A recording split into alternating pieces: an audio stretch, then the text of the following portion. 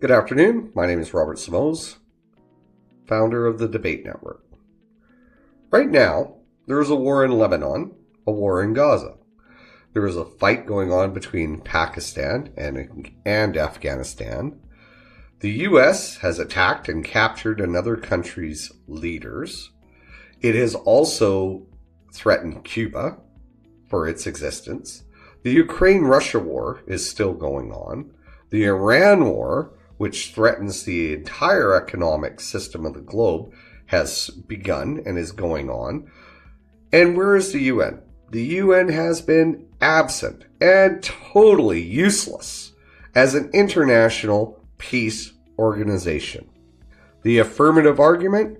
I agree. The UN has been totally absent and is useless. It is overrun by dictators and authoritarians. All these wars, and the UN has done nothing. Zero. Nada. Zip. Bupkis. There is no way to say it. The UN is a useless organization. An organization where authoritarian dictatorships outnumber democratic countries, 60 to 26. An organization that is in fact silent on everything because of its structure with the Security Council. And any member of that Security Council can veto any actions by the UN, which it might take, like sanctions. For example, Russia's on the Security Council. They invade Ukraine. Think they veto everything about it? Sure they do. Now, Israel isn't on the Security Council, but the U.S. is. And the U.S. has pretty well written Israel a blank check to do whatever it wants in Gaza, Iran, Lebanon, the West Bank, Syria. This is ridiculous. The UN stands by and lets it happen. Now, the whole idea behind the UN and the charter is that if you're a member of the UN, no nation who's a member of the UN is supposed to attack another UN nation unless under threat of imminent attack. Yeah, well, I guess that's based on the feelings of what's imminent. Because in the case of Iran, guess what? There was no threat. They blew up their centrifuges and that, so they said last year, obliterated them. They've attacked again.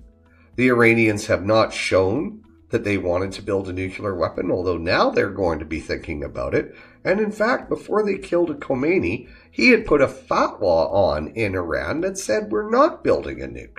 And when a religious leader puts a fatwa on, that means you can't violate it.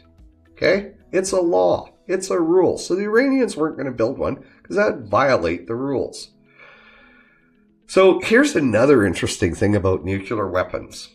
What country has them in the Middle East? Israel. Israel has never signed the Nuclear Non-Proliferation Treaty.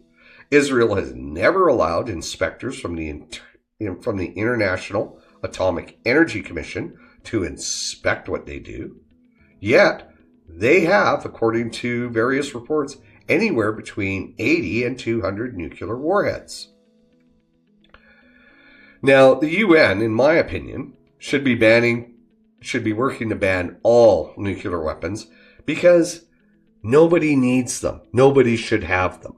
But instead of working on things like, stopping war and getting rid of nukes, they're writing policies about the rights of indigenous people, like the UNDRIP paper that they gave to countries like Canada, New Zealand, Australia about how bad we've treated the First Nations. Okay, but your job is to stop wars, not tell us how to deal with our internal politics. The UN is just a waste of time, effort, and resources. There's no mechanisms for them to enforce anything, and they never truly take any actions against any country violating the rights or sovereignty of another.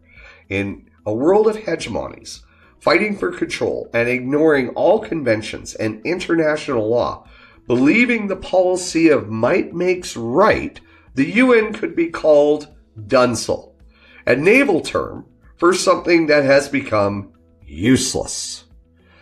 Disagree? Think the UN is a great organization? Don't comment. Engage me in debate. Create, join, and schedule debates with others on any subject, no matter how controversial. The Debate Network. Civil debate. Real people. Memberships are on now for free. Have a great day.